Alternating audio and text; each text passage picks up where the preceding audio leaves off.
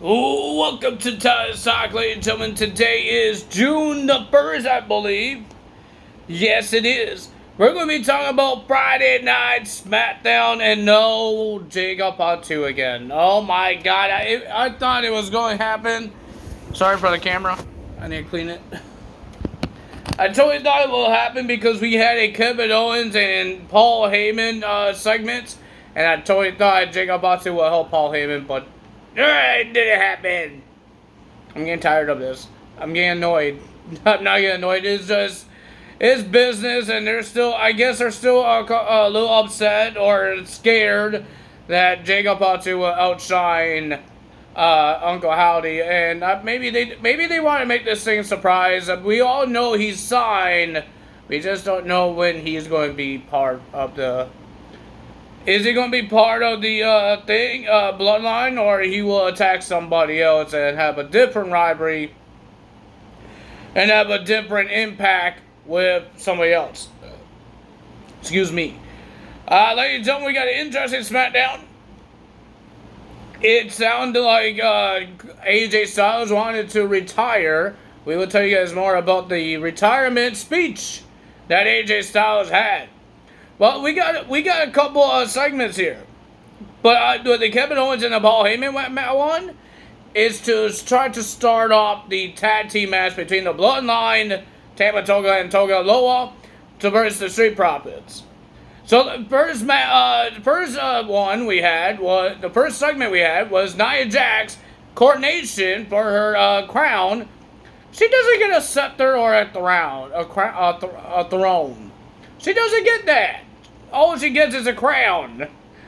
And she gets a title shot too. So she has some things to say, and I didn't really care what she had to say. And then she's called out Bayley. Bayley came out. Bayley didn't make it in the ring because she got attacked by Chelsea Green and Piper Niven. Nia Jax is watching what those two are doing to Bayley. I don't know if she's happy about it, or I don't know. She didn't look. Her face did not look like she was happy. And then Chelsea Green and Piper Niven says, you don't have to worry about Bayley at SummerSlam because she's not going to be the champion at SummerSlam. It's going to be Piper Niven. So we will find out if that's going to happen. I think Piper Niven might be the next one in line for a chance at the title for Clash of the Castle. We did get a Uncle Howdy thing, and it wasn't a QR code this time. Something popped up on our TV. It was hello, and they showed us a picture of the chair where the therapist was. If you guys didn't know, the therapist is not missing anymore. She posted a video saying that she's fine now. So she's not missing. There's a whole bunch of things that's happening on different apps, and a whole bunch of things I did not know about. I see a lot of YouTubers posting things on their YouTube videos. I don't know what is going on. There's so many things happening. It's not just TV. It's on 2K24. If you go on my faction, they give you a locker code, and there's a interesting card that you guys get. It's a Nightbird card. I don't know if you actually could use it on your My Faction. It's not a wrestler that you could use as a wrestler. I didn't really look at it. I just put the locker code and give me a creepy card. So yeah, I don't know what is happening with this Uncle Howdy thing. And people are saying they might come on June 17th after Clash of the Castle. Because Clash of the Castle is on Saturday and the 17th is on a Monday. So, yeah, I don't know what's happening. I really don't know what's happening. The only things I really, I did watch is some of the Twitch thing. I watched the Twitch streams and whatever's happening on TV. I don't know the other apps that they're putting things on. I have no idea. So, it's getting weirder and weirder. So, I don't know. Ladies and gentlemen, first match of the evening, we got Tommaso Ciampa versus Austin Theory. Austin Theory lost this match because Grayson Waller said something. I think he took, I forgot what the word was. But he think he did something and not Austin Theory. And Austin Theory overheard and he says, "What did you say?" And he was not focused, and Tommaso Ciampa got the roll up pin. 1, 2, 3. He gets the win. Grayson Waller did that because the commentary, I think it was Wade Barrett. Wade Barrett said something, and Grayson Waller has to like say, "I did this, not Austin Theory." And then we heard that next week it will be Johnny Gargano versus Grayson Waller. If Johnny Gargano wins, they could get a shot at the tag team titles. So yeah, that's interesting. Then we had Andrade versus Apollo Crews. It was an okay match. I'm happy that Apollo Crews is finally on TV because he hasn't been on TV on Raw. When he was on Raw, maybe he will be on more TV time on SmackDown. I'm hoping we get to see Cedric Alexander and Adonis as a tag team more on TV as well. But so it was an okay match, and then there's Angel Garza. If you guys didn't see, they had a social media video of Angel saying to Andrade, "Us Legados are going to be bygones, being bygones by bygones, whatever it's called." With Andrade at WrestleMania, they're going to forget about it. And Andrade said, "Okay," and he says, "We want to put you in the group." And Andrade says, "Thanks, but no thanks." So he doesn't want to be part of the Legados. But during the match, Angel came out, and I don't know why, and then he distracted Apollo Crews and made Apollo Crews lose the match. Andrade wins. And then there's the Legados on top of the stage, and you see Angel running up to the stage, say, "I got him. He's coming with us." And then Andrade just walks past Santos Escobar. Some reason it's Angel Garza's job to get Andrade to join the Legados. But I do remember last week, he says we don't even make an enemy with him. He should join us. And Santos said that. Why is it his job? Angel Garza.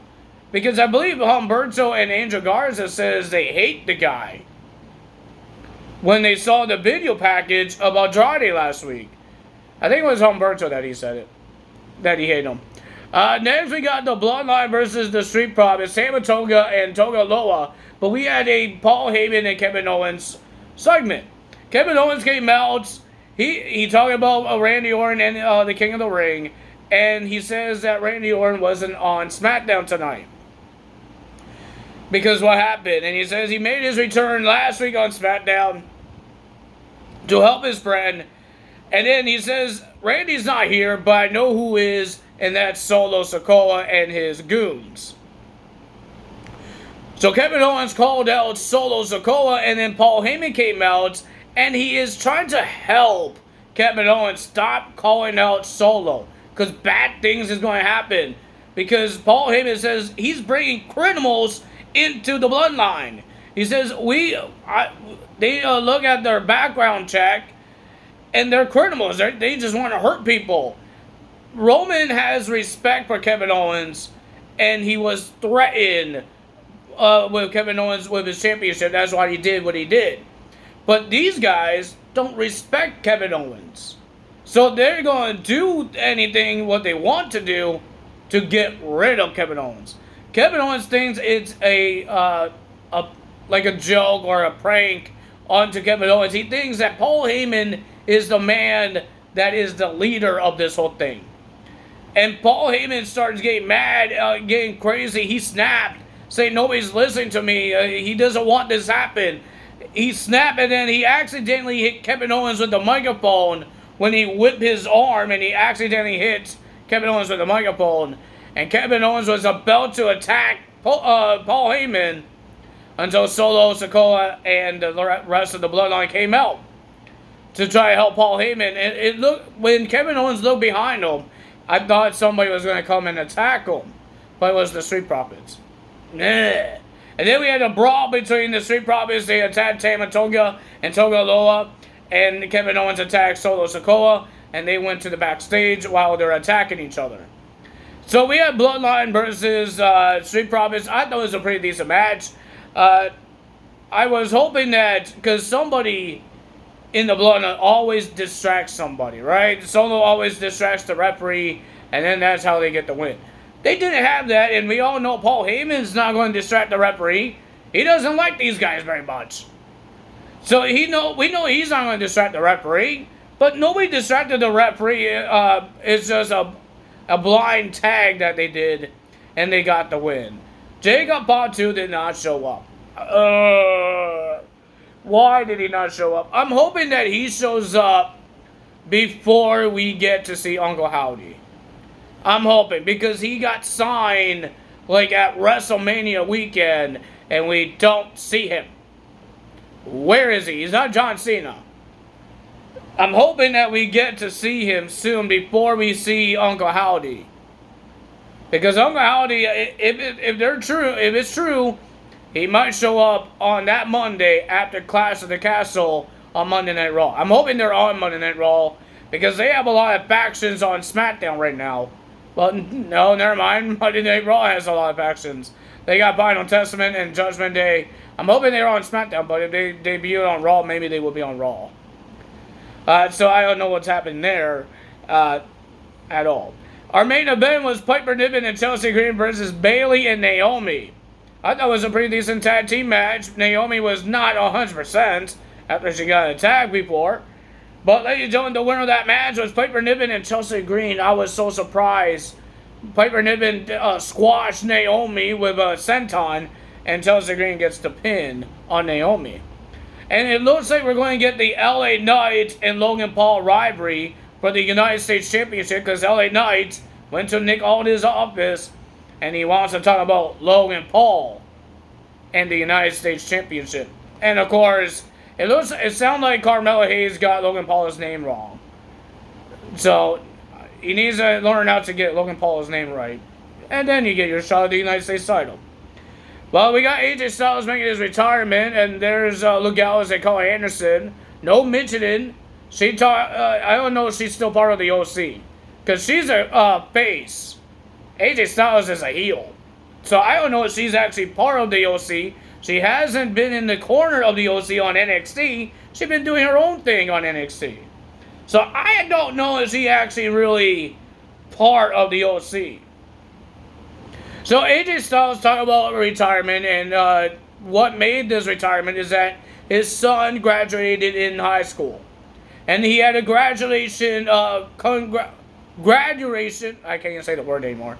He had a party for his son at his house, and he says, how many times I miss these events. And it looks like he was about to retire. He hugged Luke Gallows and Carl Anderson, did the last two sweets, and then he called out Cody Rhodes. He had some nice things to say about Cody Rhodes. He had the best match he had at Backlash in France and all that stuff. And then he hugs out Cody Rhodes. They were showing the fans, raising each other's arms to the fans until AJ Styles attacked Cody Rhodes and brutalized him. And you see Luke Gallows and Carl Anderson on the ramp. Well, beginning of the ramp, not the beginning, but at the end of the ramp, blocking the referees not to get AJ Styles. AJ did a AJ Styles Clash. Styles Clash, that's the name of the move. He did a Styles Clash while he was on top of the steps, and he jumps off the steps, did a Styles Clash. He destroyed Cody Rhodes. I knew this was going to happen because we've seen multiple of these retirements, and it turns into a betrayal like Mark Henry did with John Cena. We've seen these retirements before, and we all know AJ Styles could still go. He had a great match with Cody. He had a great match with Randy. The guy is not that old. He still could wrestle. But he needs to find another way to get another shot at the WWE Championship, because Nick Aldis told AJ, I can't let you have another shot. You have to go end of the line. So AJ found another way by attacking the WWE Champion, Cody Rhodes. So that's what happened there. I wish Jacob Fatu showed up. I think we might have to wait. We heard that there's something's happening with the bloodline with Toga Loa. Something's happening. I don't know. He's going to do the sword thing and says, "You're part of the bloodline." I thought he was already part of the bloodline. Why does he need like official things saying that you're part of the bloodline? Wasn't he already a part of the bloodline a couple weeks ago? I thought he was already part of it. I have no idea. Maybe Jacob Batu will show up on there. Maybe it's not for Toga Loa. Maybe it's for Jacob Batu. Who knows? Because I thought Tama Toga and Toga Loa is already part of the bloodline because they're walking with Solo. They're doing their entrance with Solo. And when they come out, they said they're part of the bloodline. When the Alicia Taylor calls them out, they call them bloodline. Not just Tama Toga with Solo, the bloodline, and Toga Loa. So I have no idea. And ladies and gentlemen, we're getting closer to another DLC for 2K24. The Headbangers, Sherry, Honky Tonk Man, and I believe Post Malone. And Jimmy Hart, the manager. I don't really care for that because that doesn't really help me out. It doesn't help me in my wrestling, my divisions. So, I don't know how to do my divisions. I get a hard time with divisions. Because every time I want everybody to get an opportunity in titles, right? Like, it doesn't matter if you're a tag team, you get a shot at the Intercontinental title. And I did the divisions, I put people in their divisions, but I don't want that. So I took everybody out of the divisions, but with the tag teams, some people has random partners. I don't know how to do that. I don't know how to change that. I want less tag team matches that they could get a shot at the Intercontinental Championship or the World title. So I change the chances when you do the match schedule. I change the chances to 2. For like Raw, SmackDown, and NXT. And if I want a minor show like main event, NXT level up, I just put it at 1. And then they get their number contenders get a shot at the titles. I don't know. I'm playing around with it. If you guys found a way to do that, that your tag teams, like Otis, let's say Otis, he's in the tag team with Akira Tozawa and Chad Gable. He's in your tag team division. But you want him to get a shot at the Intercontinental title. I know, I could edit it. But I don't want to edit it. I want to do, like, the AI show does it for me. That's what I want to do. I want the AI. I let the AI, every time I push next show, I just play as the show as it is. Not the rivalries, because I don't like the rival action. The only rivalries I do is the championships. I don't like the random rivalries. I had Akira Tozawa had a rivalry with Angel Garza. Why do I want that?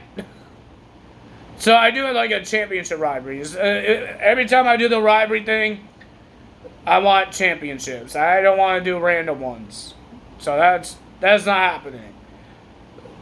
I know, I'm just rambling now. But if you guys enjoyed this video, hit the like button, leave a comment below, hit the subscribe button, hit that notification bell. Tell me what you guys think. When will we see Jacob Batu? Will we see him somewhere this month? Or will we have to wait until Solo gets more dangerous and people are so interested of it? And then they will bring Jacob Batu outshine Solo Sikoa. I think we should see him before Uncle Howdy comes out.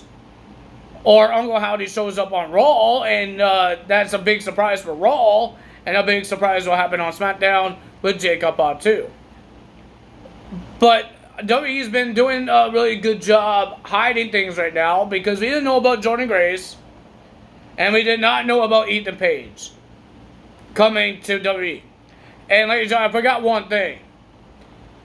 We will have a Battleground host. Sexy Red is going to be the host of Battleground. I forgot to tell you guys that because I don't really care for it. Because she's not making no matches.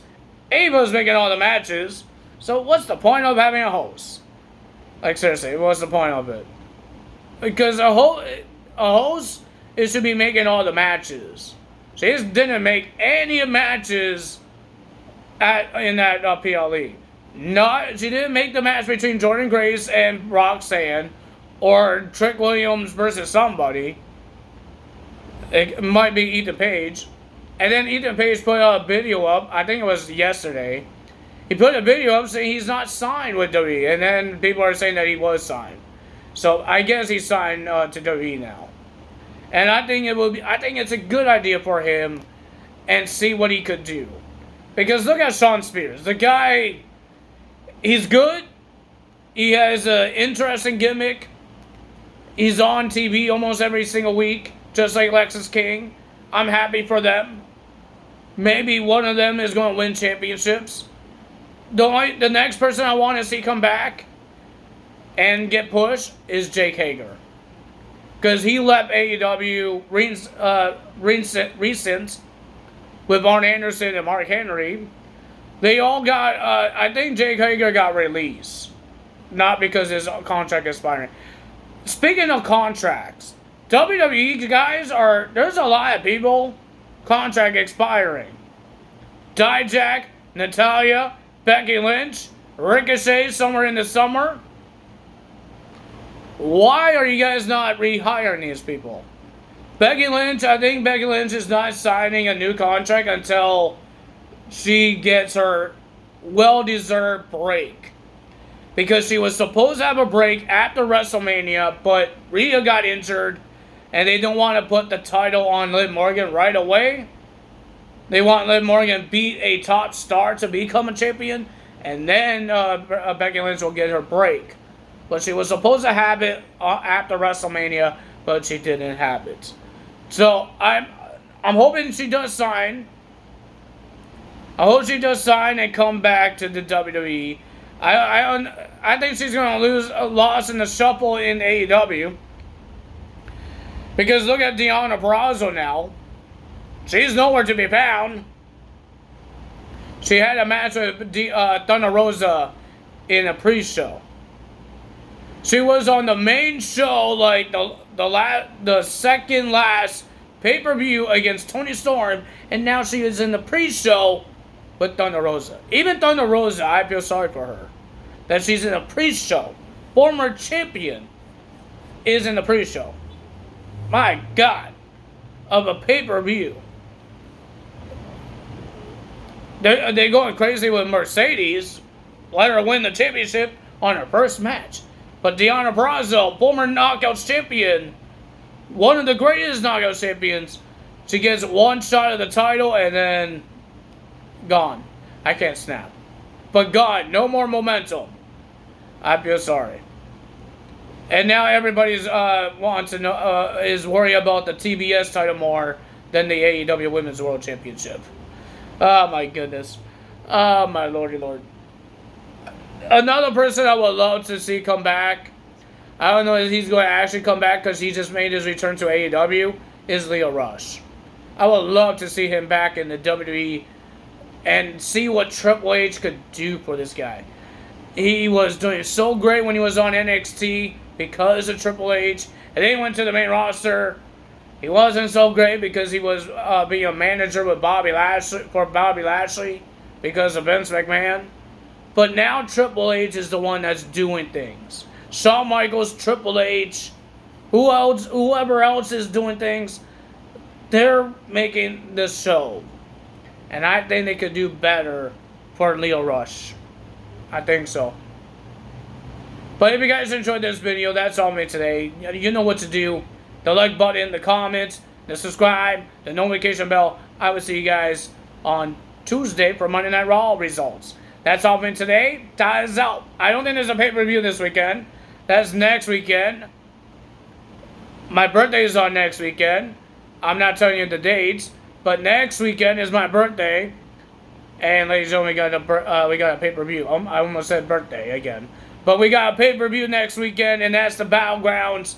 We're going to see Jordynne Grace with a great match with Roxanne Perez. I hope it's a great match, and maybe against all odds, we can see a WWE guy. Against all odds, I believe. Is that this weekend? No, I think that's next weekend. When is against odds? I thought it was on the 5th or something. I have no idea. I think the 5th... Normally they do their pay-per-views like on Friday, so... The 9th is on Sunday. 8th... So 7th? I think? Or is, when Clash of the Castle is? I have no idea. That's all me today. Tell us up. Bye!